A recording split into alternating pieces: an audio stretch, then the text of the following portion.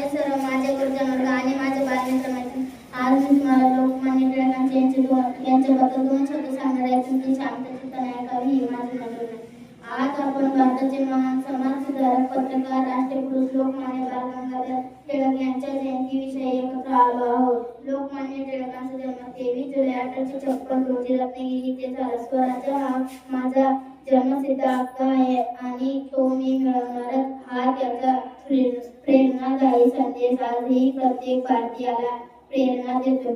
टिळकांनी केसरी आणि मराठा व वृत्तपत्राद्वारे जनजागृती केली. तसेच सार्वजनिक गणेशोत्सव, शिवजयंती उत्सव सुरू करून लोकांमध्ये राष्ट्रीय एकात्मता आणि देशप्रेम जागवले. एवढे बोलून मी माझे दोन शब्द संपवते.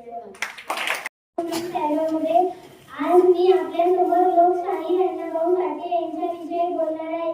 लोकशाही अण्णाभाऊ साठे हे थोर समाजसुधारक व लेखक होते. त्यांचा जन्म 1 ऑगस्ट 1920 रोजी सांगली जिल्ह्यातील वाटेगाव येथे झाला. त्यांचे पूर्ण नाव तुकाराम भाऊराव साठे असे होते. त्यांनी न शिकता अनेक कथा, कादंबऱ्या, लावणी त्यांचे ग्रंथ मांडले. जय हिंद महाराज. सर्वांना माझा नमस्कार. माझे नाव प्रेरणा चौक स्वराज्य कार्यक्रमाचे अध्यक्ष आनंदी सोनवणे व माझे बालमित्र मैत्रिणींनो, आज मी तुम्हाला लोकशाही अण्णाभाऊ साठे यांच्याविषयी दोन शब्द सांगणार आहे. तुम्ही शांत चित्ताने ऐकावे ही माझी नम्र विनंती.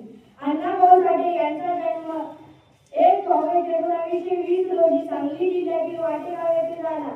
त्यांच्या आईचे नाव वालुबाई आणि वडिलांचे नाव तुका भाऊराव साठे असे होते. त्यांनी महाराष्ट्र राज्यासाठी अनेक कादंबऱ्या लिहिल्या व लावण्या गायल्या.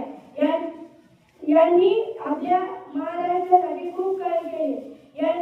एका दिवशी यांचे टोपण नाव त्यांच्या आईने म्हणजे त्यांच्या वडील त्यांना तुझे तुझ्या आणि त्याचे नाव ठेवण्यात आले. एका दिवशी त्यांच्या आईने त्यांना जवळ घेतले